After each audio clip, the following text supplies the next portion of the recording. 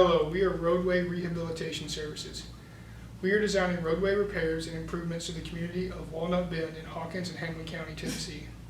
The community is on the banks of Cherokee Lake, and the only roadway to the community has experienced erosion, settlement, and drainage issues. We would like to thank the community of Walnut Bend, specifically Eddie Creech and Scott Seamson, for welcoming us to their community.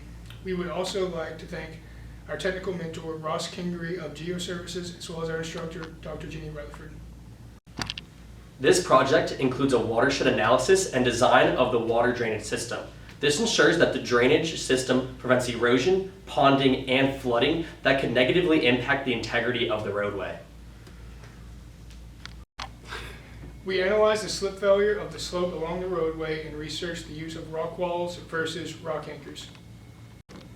Following TDOT drainage manual guidelines, the team implemented erosion prevention and sediment control (EPSC) measures into the design to protect the soil and manage the water runoff velocities.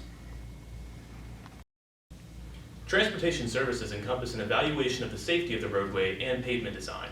This ensures that our design solutions are in line with the NAE grant challenges by restoring and improving the infrastructure of the community.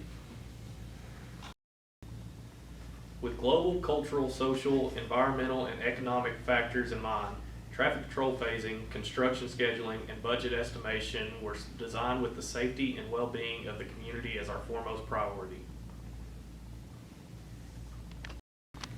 Roadway Rehabilitation Services is a team dedicated to ethical responsibility and lifelong learning.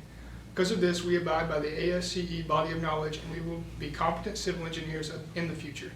This is evident in our efforts during this project as we obtain new technical knowledge, coordinated with our mentors and clients, and familiarize ourselves with new technologies. We will take our attitude of continuous learning with us into the next semester as we work to develop the best solution to this project.